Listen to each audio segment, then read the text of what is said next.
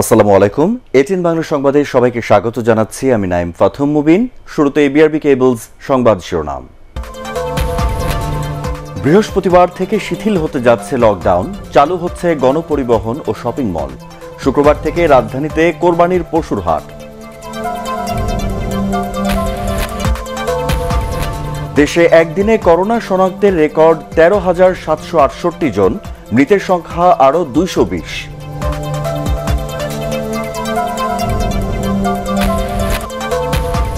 এবং আশ্রয়ন প্রকল্পে অনিয়মের সাথে জড়িতদের বিরুদ্ধে ব্যবস্থা নেওয়া হচ্ছে, বললেন পরিকল্পনা মন্ত্রী।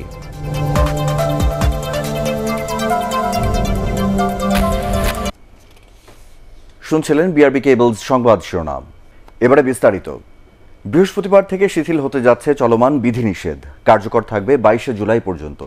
স্বাস্থ্যবিধি মেনে ট্রেন, লঞ্চ, বাস সহ চলবে সব ধরনের গণপরিবহন। ঈদকে সামনে রেখে সীমিত পরিসরে চালু থাকবে দোকানপাট, শপিং মল। আর শুক্রবার থেকে রাজধানীতে বসবে কোরবানির পশুর হাট। বিস্তারিত জানাচ্ছেন শফিকুল ইসলাম শামীম। কোরবানির ঈদকে সামনে রেখে মানুষের চলাচল এবং পশুর হাটে কেনাবেচা স্বাভাবিক রাখতে চলমান লকডাউন বা বিধিনিষেধ শিথিল করার সিদ্ধান্ত নিয়েছে সরকার। 15 জুলাই বৃহস্পতিবার থেকে 22 জুলাই পর্যন্ত বিধিনিষেধ শিথিল থাকতে পারে। এ সময় গণপরিবহনে স্বাস্থ্যবিধি মেনে অর্ধেক যাত্রী বহন করতে পারবে। এ বিষয়ে একটি সারসংক্ষেপ এরই মধ্যে প্রধানমন্ত্রীর কাছে পাঠানো হয়েছে। অনুমোদনের পর মন্ত্রিপরিষদ বিভাগ এ ব্যাপারে প্রজ্ঞাপন জারি করবে বলে জানিয়েছে সরকারের একাধিক সূত্র। এদিকে পবিত্র ঈদুল আজহা উপলক্ষে এবার রাজধানী ঢাকায় 19টি পশুর হাট বসবে। এর মধ্যে ঢাকা দক্ষিণে 10টি এবং উত্তরে 9টি পশুর হাট বসার অনুমতি দিয়েছে 2 সিটি কর্পোরেশন। 16 জুলাই শুক্রবার থেকে এসব হাটে পশু কেনাবেচা শুরু হবে, চলবে ঈদের দিন অর্থাৎ 21 জুলাই পর্যন্ত। শফিকুল ইসলাম শামীম, এটিএন বাংলা, ঢাকা। ঈদের আগে শ্রমিকদের পাওনা পরিশোধ করা হবে বলে জানিয়েছেন বিজিএমইএর সভাপতি ফারুক হাসান। সচিবালয়ে স্বরাষ্ট্রমন্ত্রীর সাথে বৈঠকের পর তিনি একথা জানান। স্বরাষ্ট্রমন্ত্রী আসাদুজ্জামান খান কামাল জানান, আগামী 2 মাসের মধ্যে ঢাকা চট্টগ্রাম মহাসড়ক সিসি ক্যামেরার আওতায় আনা হবে। হুমায়ুন চিশতির রিপোর্ট। মহাসড়কে গার্মেন্টসের রপ্তানি পণ্য পরিবহনের নিরাপত্তা নিয়ে সচিবালয়ে স্বরাষ্ট্রমন্ত্রীর সাথে দেখা করেন বিজিএমইএর নেতৃবৃন্দ।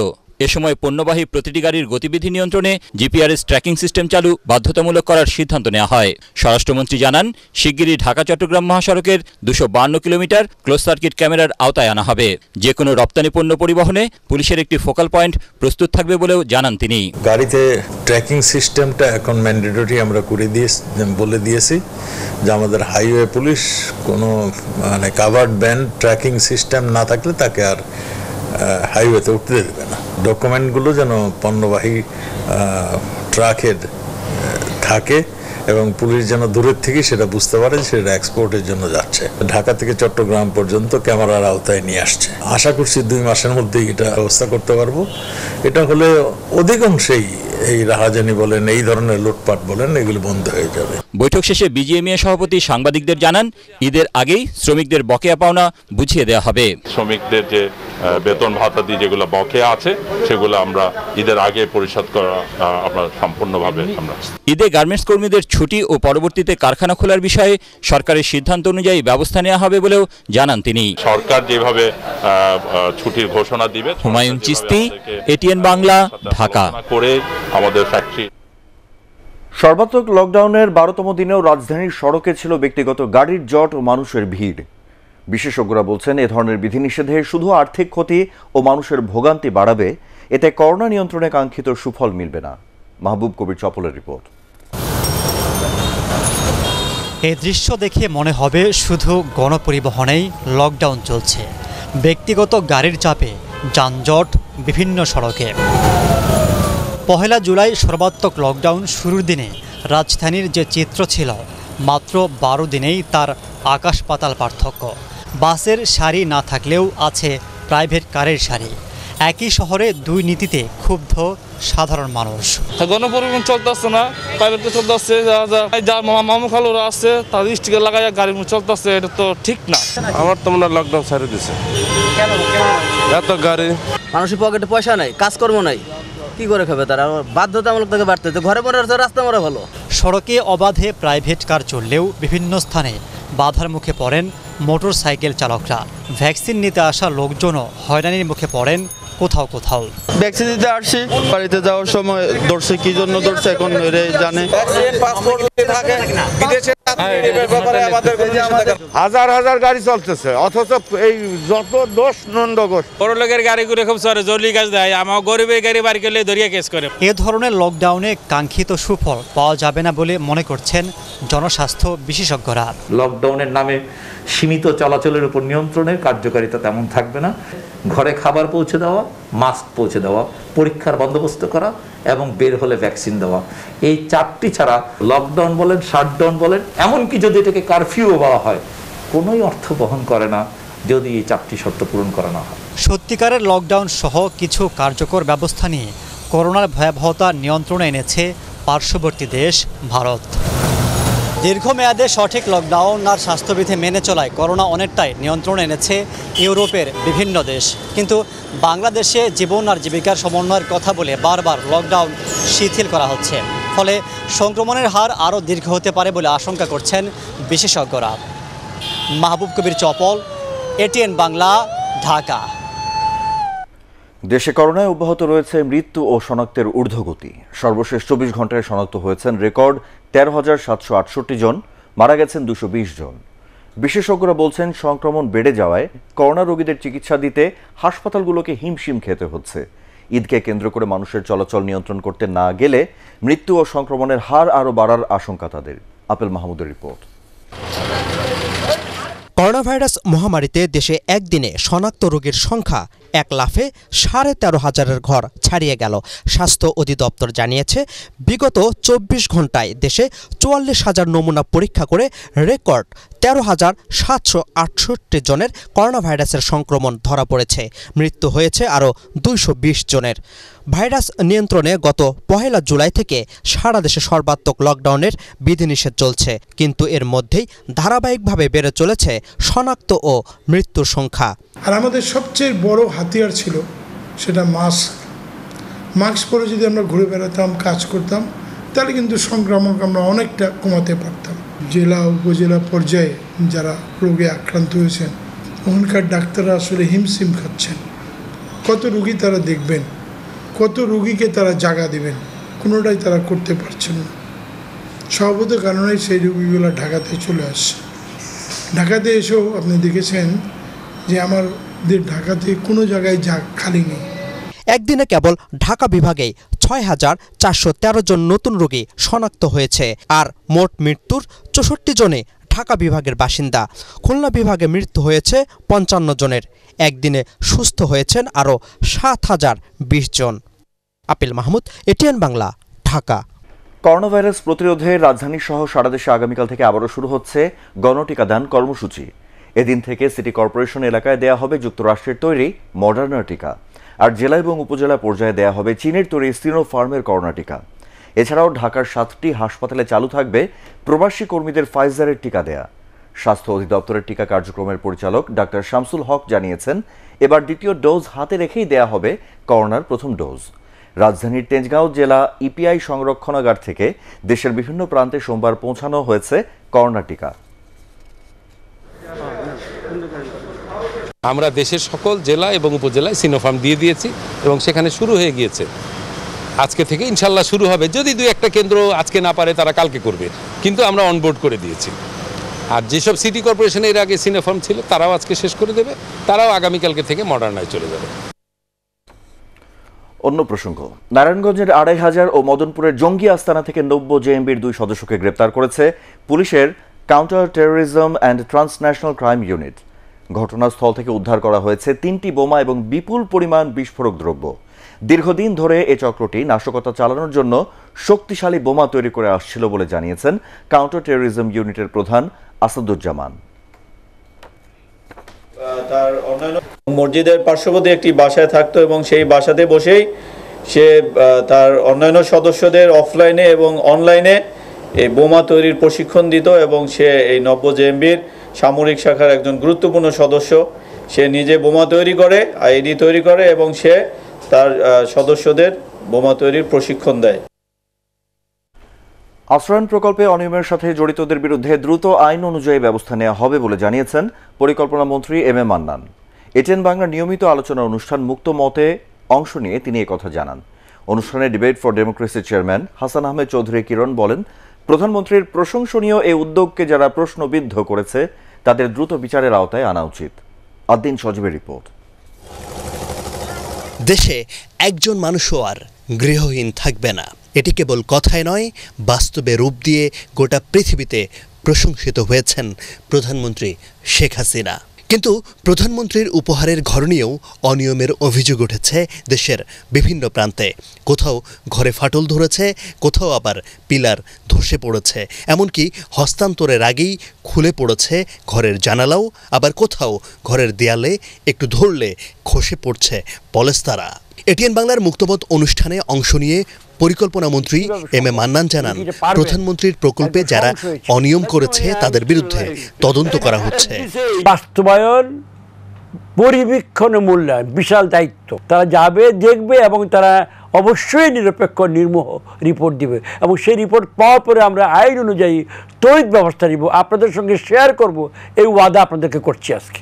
এই উদ্যোগকে যারা ক্ষতিগ্রস্ত করবার জন্য দুর্নীতি করেছে তাদের একটা বিচার বিভাগীয় তদন্তের মাধ্যমে, শুধুমাত্র সরকারি তদন্ত নয়, বিচার বিভাগীয় তদন্তের মাধ্যমে যদি এটা জনগণের কাছে স্পষ্ট করা হয় তাহলে সরকারের এই উদ্যোগে যে সফলতা রয়েছে সেই সফলতার দিক হয়তো মানুষ খুঁজে পাবে। ডিবেট ফর ডেমোক্রেসির চেয়ারম্যান হাসান আহমেদ চৌধুরী কিরণ বলেন, দরিদ্র অসহায় মানুষের কাছে খাদ্য নিশ্চয়তা সহ আর্থিক সহযোগিতা পৌঁছতে না পারলে লকডাউনের প্রকৃত উদ্দেশ্য বাস্তবায়ন হবে না। করোনাকালে দেশের কঠিন এই সময়ে দলমত নির্বিশেষে সবাইকে এক হয়ে কাজ করার আহ্বান জানান বক্তারা। আদ্দিন সজীব, এটিএন বাংলা, ঢাকা। করোনা মহামারীর এই সংকটে মানুষের কল্যাণে বিএনপি সহ দল ও মত নির্বিশেষে সবাইকে দায়িত্বশীল ভূমিকা পালনের আহ্বান জানিয়েছেন আওয়ামী লীগ সাধারণ সম্পাদক ওবায়দুল কাদের। তিনি বলেন, বিষোদ্গার আর সমালোচনার বৃত্ত থেকে বেরিয়ে এসে মানুষের পাশে দাঁড়ানোর সময় এখন। রাজধানীর বাসভবনে আয়োজিত ব্রিফিংয়ে ওবায়দুল কাদের আরও বলেন, সংকটকালে সাহস জোগানোর পরিবর্তে বিভ্রান্তি ছড়িয়ে মানুষের মনোবল ভেঙে দিচ্ছে বিএনপি। বিশেষজ্ঞ কমিটির সুপারিশের ভিত্তিতে করোনা মোকাবেলায় বিভিন্ন সিদ্ধান্ত বাস্তবায়নের পদক্ষেপ নিচ্ছেন প্রধানমন্ত্রী বলে এ সময় উল্লেখ করেন দলের সাধারণ সম্পাদক। বিএনপি আসলে চান তাদেরকে নিয়ে কমিটি করা হোক।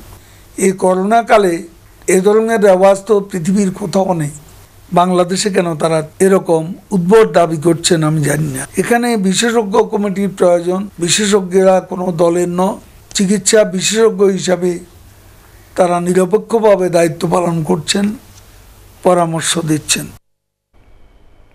নেই কোনো আয়োজন, নেই আনুষ্ঠানিকতা, একেবারে গতানুগতিকতার বাইরে গিয়ে মহামারীকালে রাজধানীর দুস্থ অসহায় মানুষের পাশে দাঁড়িয়েছে পুনাক। সংস্থাটির সভানেত্রী আইজি পত্নী জিসান মির্জার নেতৃত্বে প্রতিরাতে খাবার বিলিয়ে মানবতার দৃষ্টান্ত রেখেছেন পুনাক সদস্যরা। আরও জানাচ্ছেন বিশেষ প্রতিনিধি জিএম তসলিম।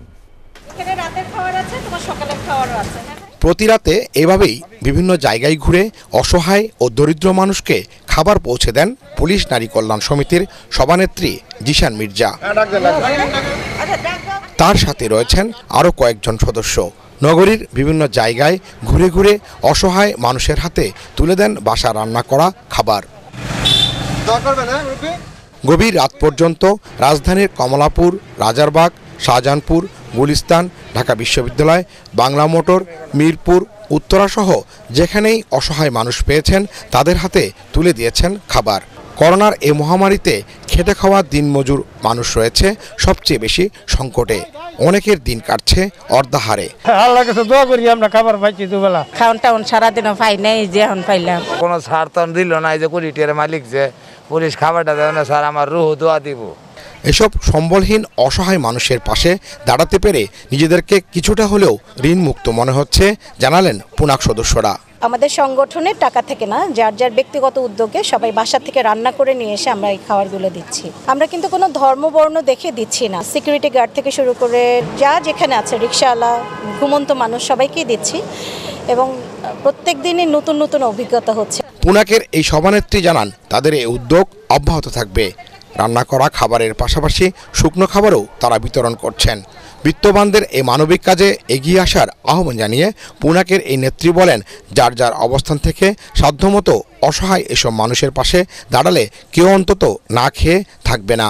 আমরা যদি সবাই সবার পাশে দাঁড়াই তাহলে আল্লাহর রহমতে কোনো মানুষ যেন অভুক্ত অবস্থায় না থাকে।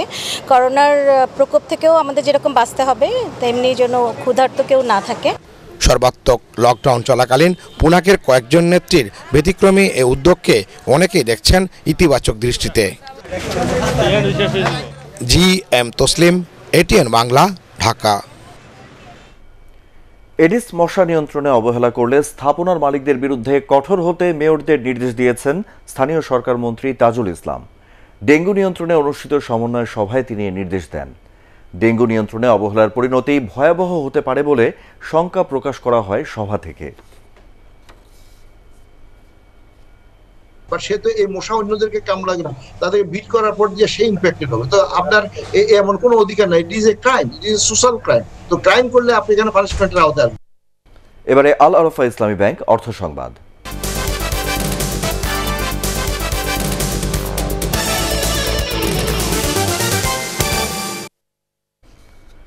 করোনায় মারা যাওয়া এক কর্মকর্তার পরিবারকে আর্থিক অনুদান দিয়েছে সাউথ ইস্ট ব্যাংক লিমিটেড। রাজধানীর মতিঝিলে ব্যাংকের হেড অফিসে মৃত ওই কর্মকর্তার পরিবারের সদস্যদের হাতে অনুদানের চেক তুলে দেন ব্যাংকের চেয়ারম্যান আলমগীর কবির। করোনাকালীন সময়ে কর্মরতদের পাশে ব্যাংক থাকবে বলেও এ সময় জানান তিনি। এছাড়াও পরিকল্পনা অনুযায়ী আগামী 2 বছরের মধ্যে প্রাইভেট ব্যাংক র্যাঙ্কিংয়ে শীর্ষ স্থান ও ইসলামী ব্যাংকিংয়ে দ্বিতীয় স্থান অর্জন করবে বলেও আশা ব্যক্ত করেন ব্যাংকের চেয়ারম্যান আলমগীর কবির। মাহিনের পরিবারকে আমার সান্ত্বনা দেওয়ার আমি কোনো ভাষা খুঁজে পাচ্ছি না। তবে এই পরিবারের সাথে আমরা ইনশাআল্লাহ থাকব। যারা এফেক্টেড হয়েছে বা যারা বাসায় থেকে রিকভারি হয়েছে তাদেরকে কিন্তু আমরা মেডিকেল সহযোগিতা দিয়েছি। তারপরে হসপিটালে যারা ছিল তাদের তো টাকা গিয়েছে, সেই টাকা আমরা দিই। এ পর্বের শুরুতেই পার্টেক্স খেলার খবর।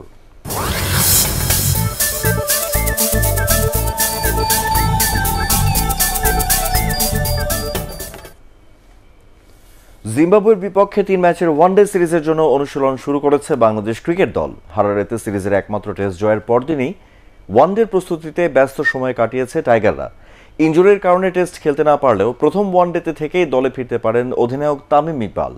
আগামী 14 জুলাই প্রস্তুতি ম্যাচ খেলবে সফরকারীরা। এরপর 16, 18 ও 20 জুলাই জিম্বাবুয়ের বিপক্ষে 3 ম্যাচের ওয়ানডে খেলবে বাংলাদেশ। এদিকে শুধুমাত্র টেস্ট খেলতে যাওয়া মুমিনুল হক সহ 7 ক্রিকেটার দেশে ফিরছে মঙ্গলবার। টাইব্রেকারে ইংল্যান্ডকে 3-2 গোলে হারিয়ে ইউরোর শিরোপা জিতেছে ইতালি। নির্ধারিত এবং অতিরিক্ত সময়ের খেলা শেষ হয় 1-1 গোলে। এরপর পেনাল্টি শুটআউটে ইংল্যান্ডের 3 ফুটবলার জালে বল পাঠাতে ব্যর্থ হন। 2 শট রুখে দিয়ে ইতালির জয়ের নায়ক গিয়ানলুইগি দনারোমা। সর্বোচ্চ গোলদাতার পুরস্কার ক্রিস্টিয়ানো রোনালদো আর সেরা খেলোয়াড়ের খেতাব জিতেছেন ইতালি গোলরক্ষক দনারোমা। এসএম আশরাফের রিপোর্ট। ইটস কামিং হোম নয়, ইউরো ট্রফিটা গেল রোমে। অবসান হলো 53 বছরের অপেক্ষার। 1968-র পর আবারও ইউরোর শ্রেষ্ঠত্ব 4 বারের বিশ্ব চ্যাম্পিয়নদের দখলে। স্বাগতিক দর্শকরা বলতেই পারেন তাদের হাত থেকে ট্রফিটা ফসকে গেল। ইউরোর ইতিহাসে দ্রুততম গোল করে লুকশো 55 বছরের শিরোপা খরা কাটানোর আভাস দিয়েছিলেন মাত্র 2 মিনিটেই। অন্যদিকে পুরো টুর্নামেন্টে আক্রমণাত্মক আর পাসিং ফুটবলে মুগ্ধ করা ইতালির সাথে ফাইনালে তাদের প্রথমার্ধে খেলার মিল খুঁজে পাওয়া যায়নি। অবশেষে দ্বিতীয়ার্ধে জেগে ওঠে মানচিনির দল। 67 মিনিটে লিওনার্দো বোনুচ্চির গোলে সমতায় ফেরে। খেলার বাকি সময়টায় আরও অন্তত 2 বার লিড বাড়ানোর সুযোগ পায় আজ্জুরিরা, কিন্তু তাদের সামনে শেষ দেয়াল হয়ে যান গোলরক্ষক পিকফোর্ড। ম্যাচের নায়ক হতে পারতেন এই ইংলিশ গোলকিপার। টাইব্রেকারে ইতালির দ্বিতীয় শট নিতে আসা আন্দ্রেয়া বেলোত্তিকে রুখে দিলে 2-1 এগিয়ে যায় সাউথগেটের দল। এরপর জর্জিনিওর 5ম শট ঠেকিয়ে দলকে শিরোপার লড়াইয়ে রেখেছিলেন এভারটন গোলরক্ষক। কিন্তু রাশফোর্ড মারান পোস্টে, আর সেন্ট্রো ও বুকুয়ার শট ফিরিয়ে ইতালির জয়ের নায়ক বনে যান গোলরক্ষক জিয়ানলুজি দোন্নারুমা। ভাবলেশহীন গোলবারের অতন্ত্র প্রহরীকে দেখে তখনও বোঝা যায়নি ইতিহাসটা হয়েই গেছে। সতীর্থ আর ডাগ আউটে থাকা রবার্তো মানচিনির উল্লাস জানান দেয় শিরোপাটা এবার রোমেই যাচ্ছে। SM Ashraf, ATN Bangla. Europe সেরার মুকুট নিয়ে দেশে ফিরেছে ইতালি ফুটবল দল। রোমে বিমানবন্দর থেকে শুরু করে টিম হোটেল পর্যন্ত ইউরোর বর্তমান চ্যাম্পিয়নদের স্বাগত জানায় ফুটবল ভক্তরা। রোববার ওয়েম্বলিতে ইউরোর ফাইনালে ইংল্যান্ডকে টাইব্রেকারে হারিয়ে শিরোপা পুনরুদ্ধার করে সাবেক বিশ্ব চ্যাম্পিয়ন ইতালি। পরের দিনই দেশে ফিরে লাখো সমর্থকদের ভালোবাসায় সিক্ত হন ইউরোপের সেরা দলের ফুটবলাররা। রাজার মুকুট মাথায় নিয়েই বাস থেকে নেমে দর্শকদের দিকে শ্রেষ্ঠত্বের ট্রফি উঁচিয়ে ধরেন ইতালির অধিনায়ক জর্জিও কিয়েলিনি। প্রায় 53 বছর পর শিরোপা পুনরুদ্ধার করে দেশে ফিরল 1968 সালে ইউরোর চ্যাম্পিয়নরা।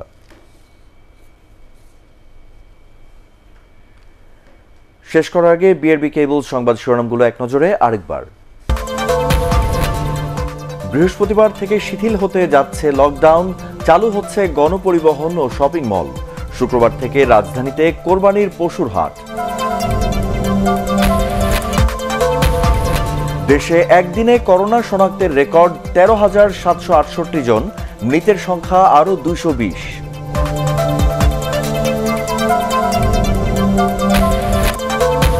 এবং আশ্রয়ন প্রকল্পে অনিয়মের সাথে জড়িতদের বিরুদ্ধে ব্যবস্থা নেওয়া হচ্ছে বললেন পরিকল্পনা মন্ত্রী।